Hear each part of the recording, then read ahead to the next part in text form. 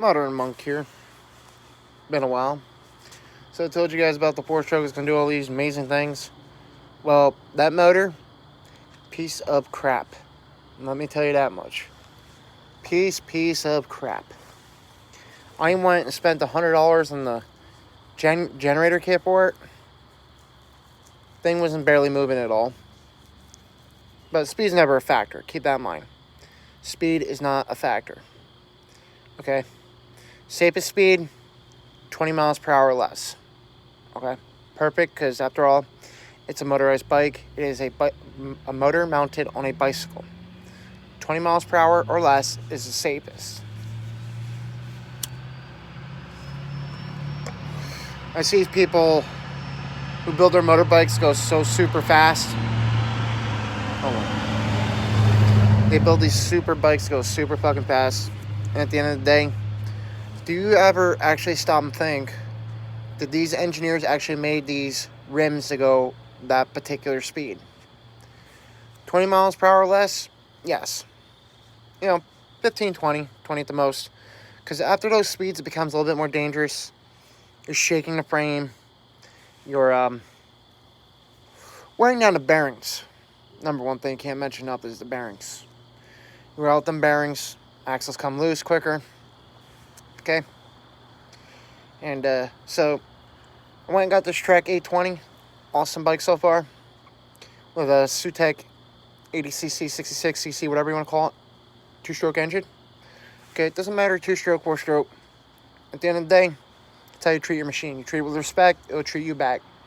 So don't sit there and make these things go super ass fast and you wonder why you're going through motor after motor, part after part, making the shit wear down quicker than what it's supposed to. Okay? Typical ride. You want to go for a long 15-mile ride. Okay? Depending on how fast you're going, keep it at less than 20. And halfway, make a checkpoint. Check your nuts and bolts, bring a few tools with you, make sure the head's all good and stuff, check your plugs, bring extra plugs, extra CDIs, whatever. Just for backup. Okay? Because at the end of the day, at least you're going to get there in one fucking piece. And you don't have to worry about chain snapping or some stupid shit because you don't have a checkpoint. Alright.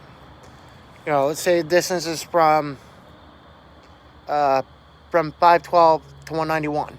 Okay, 512 is a very big road. But I'm talking about the wing gap section. If you're on the wing gap section, go to 191. Okay, which is Nazareth area. For divided highway where bikes are allowed to ride in the state on the shoulder. Okay, right about when you go on the Sullivan Trail, about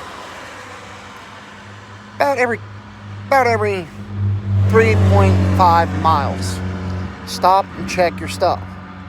As long as there's enough shoulder to do so, check your stuff, do so. Always make sure you carry 2-cycle oil with you, extra plugs. Let the motor, give it a break. Let it cool down. Let it breathe. So you don't warp the aluminum heads, tear gaskets, And speaking about that, that's a lot of questions to get. When do I change my gasket? When you are starting to leak as needed. Like if you want to swap heads, because it's a 2-stage head. One's the head, the actual is the cylinder sleeve. If you want to change one head from the other, put a new gasket on. Because at least you can guarantee it will be a direct fit and there's barely any chances of leaking. Another question I get, why are 2-strokes always more dirty than 4-strokes? Because you're burning gas and oil at the same time, going from that to the carburetor, going to the intake. Reason why a 4-stroke burns cleaner is because it's separate. 4 strokes of compression versus 2 strokes of compression. Which when you got them valves, timing gears, and all that shit, okay, that's fine. You got all that. Signing off.